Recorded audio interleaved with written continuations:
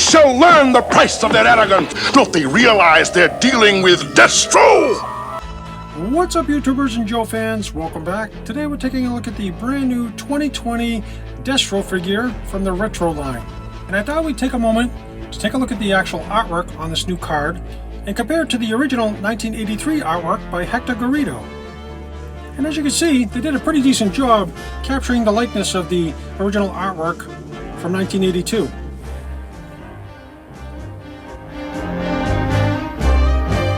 Flipping the card around, let's do a comparison of the file cards from the original 1983 to now. And as you can see, the 1983 has a lot more description of Destro on it. Brilliant deduction. The Retro file card has a very brief description of Destro written in 5 different languages. And along the center, it shows pictures of the figures that they've released. Another thing to note, these cards are actually a bit taller than any other G.I. Joe released figures up to this point. So if you're going to hang them on a peg next to your older collection, these will definitely stand out. And here we have Destro out of his packaging. I've laid everything out so we can see what was included. And over here, he comes with this great stand with the picture of the Cobra emblem on it and his name on the front. There's also 2 foot pegs on top. Indeed.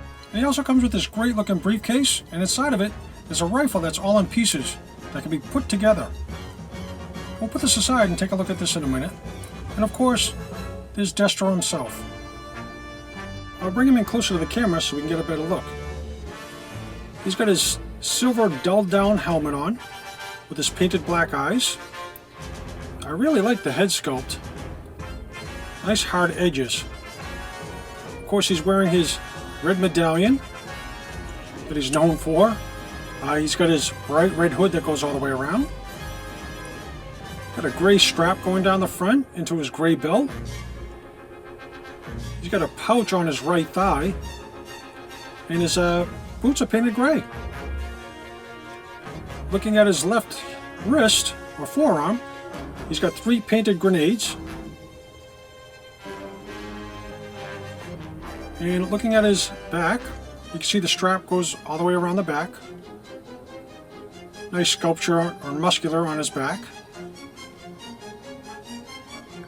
Looking at his right forearm, he's got his 3 red rockets. And he's known to launch these off his wrist in the animated series. Wait a minute. What's going on with my video? What the? You, the people of the world, mistake my determination to conquer. I am not soft and merciful. Until your nations surrender to me, I shall execute your leaders one at a time, every half hour on the hour. Sheesh. Can we save the threats till after the review? Okay, where was I? Let me move him back and we'll take a look at his weapons and his briefcase. I supply all your weaponry. Yeah, we know. Well, he comes with this great looking briefcase, and inside you can see his rifle that's all in pieces. It comes with a scope, the actual body of the gun, looks like a bipod. There's the butt stock. Up on top here, there's a row of munitions or bullets. And in the center, there's a double magazine. The briefcase itself closes really smoothly. It has a smooth texture on the front and back. And you can see it has a nice pin for the hinge so it won't wear out. And I've also noticed up top here, it's textured and actually is removable. You display considerable cleverness, more than I have come to expect. I have to use a small screwdriver because my fingers are just too big. And that comes out, and you could probably hide something back there if you wanted to. I thought that was a great feature. Now, let's see if we can't put this gun together. I'm going to have to tip this over. And unfortunately, some of these parts don't want to come out, so there we go. Pop this and pop that. Slide these back. Now, a thing to note, that the actual bullets or rounds up top and the dual magazine right here are pegged into the briefcase, and they do not attach to the gun in any way. And they're just for show. So let me see if I can't pop this out and show you how they attach. I get my fat fingers out of the way. Come on. There it goes. And as you can see, this thing is pretty tiny. But it does have some nice detail on it. See if I can't get this to focus.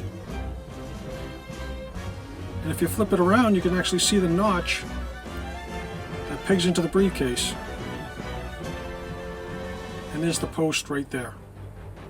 And the same thing for the actual bullets. Pop this out. There we go.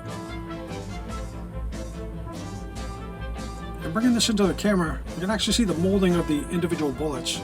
It would have been nice if maybe they painted this, because it took me a second to realize just what this was. And on the back side there's two holes, and that's what pegs into the briefcase on the two posts right there. Let me place this aside and see if I can't put this gun together on camera. So here's the main portion of the gun, or the body. Great looking detail on this. We'll start with the scope, and there's a slot on top, and this just pegs into that. Let me flip it around so it's the right way. That just pushes into the slot. It also has a buttstock, and this has a post, and there's a hole on the back of the gun that just slots into here. This is all pretty snug, it's not falling out. And on the front, you'll see the attachment for the bipod. Let me see if I can do this without breaking it. That fits on there nice and snug. And that's also articulated. And there we have it, all assembled. Excellent! I salute you! Wow, a compliment from Destro. Back to the gun, you can see it's got some really nice looking detail. And I like how it breaks down and fits in the briefcase. I guess as an arms dealer, maybe this is a sample rifle that he takes along with him to sell to the shady folks he deals with. On to the articulation part of the review. Let's see how he holds up. Do not try to stop me! Wow, is somebody crabby. Okay, his head looks left and right. There's no up or down. It's pretty tight, so he's looking straight ahead. Onto his shoulders. These can go up this far and rotate 360 degrees. Down to his elbows. You can get a nice 90-degree bend and show off those guns. Of course, this rotates 360 degrees. Let's go down to his wrists. These rotate. And this particular wrist actually has the up and down joint. His other wrist is articulated. Let me bring it around here. And this one moves in this direction. Goes down this far and up this far. And that, of course, is to better hold his weapons. He has the diaphragm joint right here in the center, so that rotates. It bends back this far, and it actually bends forward really far. So I guess that makes up for his head not being able to go up and down. Onto the legs. He can't do the splits that far, but then again, he's not known for his athleticism. His leg will go back this far, but he can kick forward this far. And he does have a double knee joint, so good range of motion there. His ankle is articulated, so it points down really well. And can point up this far. And this is also on a rocker, so it pivots in and out, or side to side.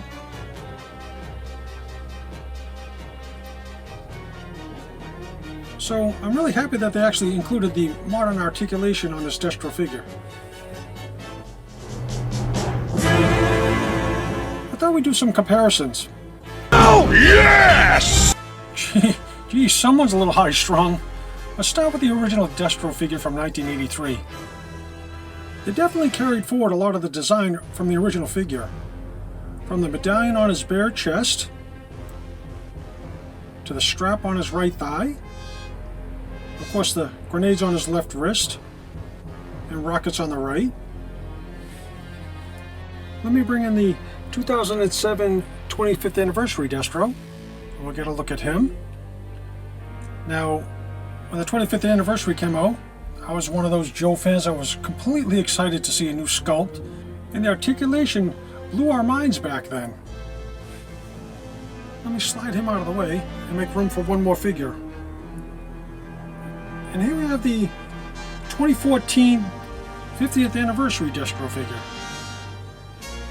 And as you can see, they use the same exact mold for the retro Destro figure. Try to see the bright side. Oh, I always do, sir. It's just my personality. Let's get these out of the way, and I'll bring them in close to the camera, and we'll compare the two. Now, right off the bat, you can see that the red's different. The one on the 50th anniversary is more of a dark maroon color, whereas the other one is a bright red.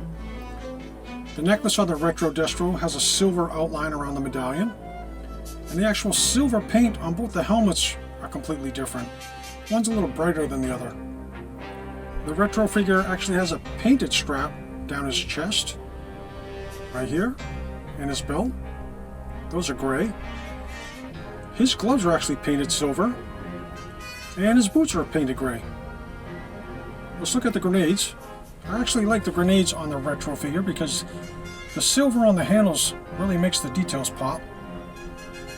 And the 50th anniversary has a gold cobra emblem on his bicep. Now, looking at the rockets, the only difference is the shade of red, and this color matches the hood of each of the figures.